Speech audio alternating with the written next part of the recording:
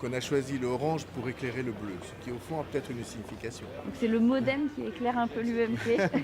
Un sourire plutôt qu'une réponse, mais c'est un fait. Le orange, couleur fétiche de son parti, le Modem, se fait très discret dans cette campagne. François Bayrou fait aujourd'hui alliance avec l'UMP.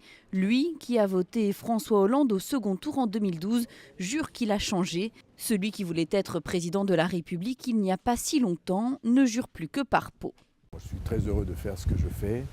Il y a une espèce de sentiment très chaleureux qui s'est créé entre les habitants de la ville et moi. Et c'est très, regardez, c'est très affectueux.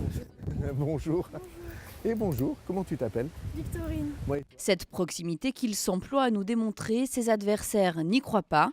Mais les sondages sont tous en faveur de François Bayrou. Je sais qu'il veut être roi de Navarre avant d'être roi de France. C'est une petite musique qu'il y a dans sa tête depuis quelques années. Mais c'est aux Paloises et aux Palois de décider du destin de leur ville sur le plan politique. Les sondages ne doivent rien nous imposer. Reste que le bilan de la maire PS, Martine Linière-Cassou, ne convainc pas.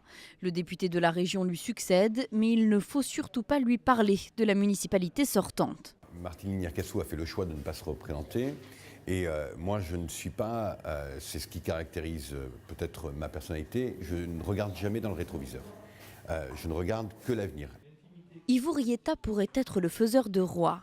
En 2008, il a fait battre François Bayrou en se maintenant au second tour avec le soutien de l'UMP. Aujourd'hui, il ne croit pas du tout au retour sincère de François Bayrou à Pau.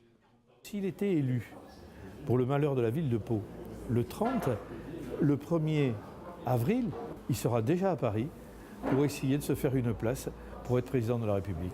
Il ment aux Palois. François Bayrou promet de rester à Pau. Quoi qu'il en soit, cette élection a comme un parfum de dernière chance pour lui. 2 autres listes se présentent dans la ville.